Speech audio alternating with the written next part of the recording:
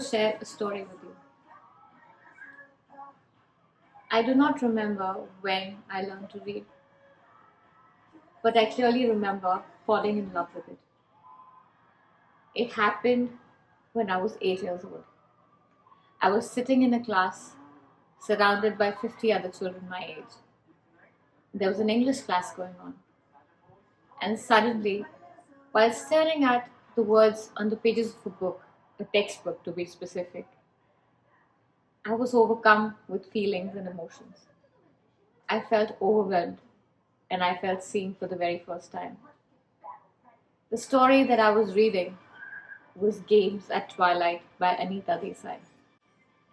It's a story of an 8-year-old boy, 8 or 9-year-old boy named Ravi, and he's playing hide and seek with his cousins.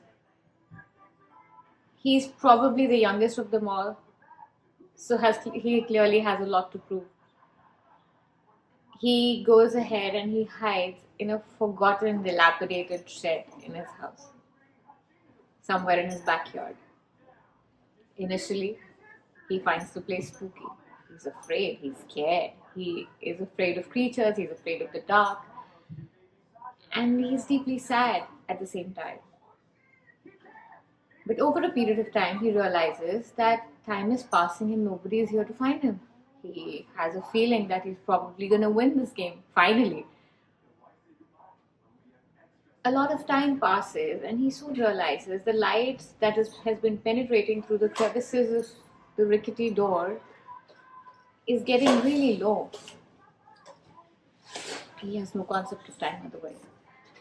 He decides to go out and realizes that the chit chat around the veranda in his Indian household has quietened a bit. He realizes that the game of hide and seek is long over. He's been forgotten. That feeling of insignificance and deep, deep despair and sadness that Ravi feels, the way it was worded by Anita Desai, struck a chord with me. I felt that 8-year-old boy's pain as though it was my own. And that was the moment that I fell in love with reading. Since then, reading has been my constant through recesses, through summer vacations, through all the years growing up, through achievements and accomplishments, through different heartbreaks, traveling across multiple countries, trying to set up a home, only to move again in a few years. It has been my constant, and it has been my deep joy to have this unconditional friendship with books. There is no joy beyond that connection that you form with words written by a writer probably decades ago that still holds true for you and strikes a chord.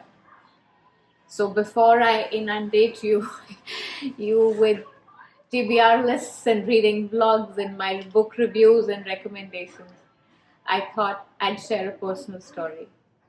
Maybe my personal story resonates with you. So come join me on my journey as we enjoy